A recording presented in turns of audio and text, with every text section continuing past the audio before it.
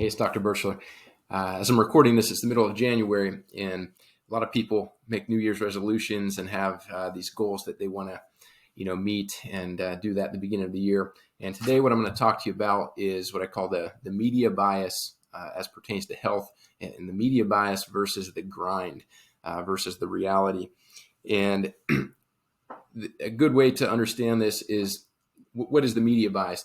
The media bias is the idea that the media and what you watch, what you're advertised, the shows you watch, these things are sensational. They're exciting. That's why they're in the media. If it was boring, if it was a grind, if it didn't seem noteworthy or exceptional, typically wouldn't be on media. So we're biased by all the advertisements, by all the TV, by all the shows and things that we see.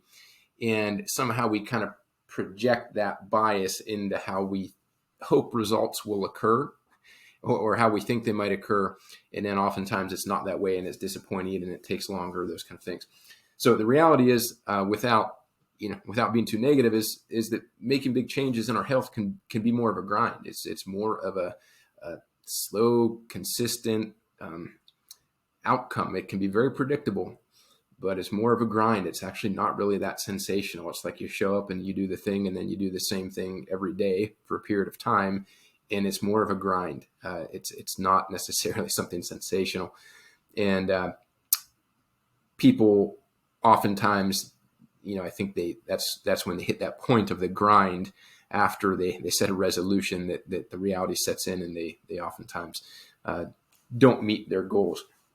So in our society, we have these shows like Biggest Loser is a great example of that, where you see a person who might be massively overweight, out of shape, all these things, and then 30 minutes later, they look like a professional fitness person or something like that. They look incredible, and it only took 30 minutes on the TV.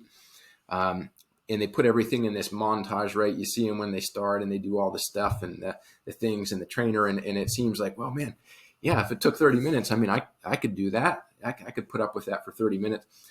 So the media biases you into this thing where time is kind of removed, and it puts all of this stuff and makes it seem like it's this achievable short-term thing when it's not. There's a lot of psychological factors, a lot of time, a lot of repetition that is in fact not really sensational. It's more of a grind.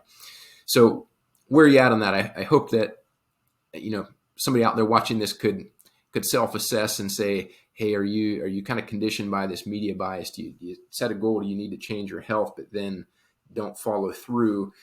And it might be healthier if you get to the acceptance of a grind, that things can be a grind.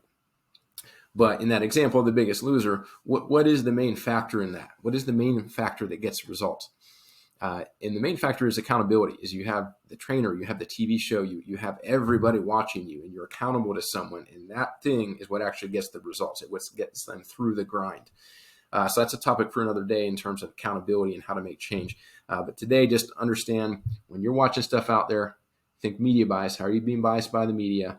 And think what actually is a plan that would work, that if you do it consistently will get you closer to your health goals. If you have any fun things to share on this, comment on this, but love to hear what you're thinking and what you're doing.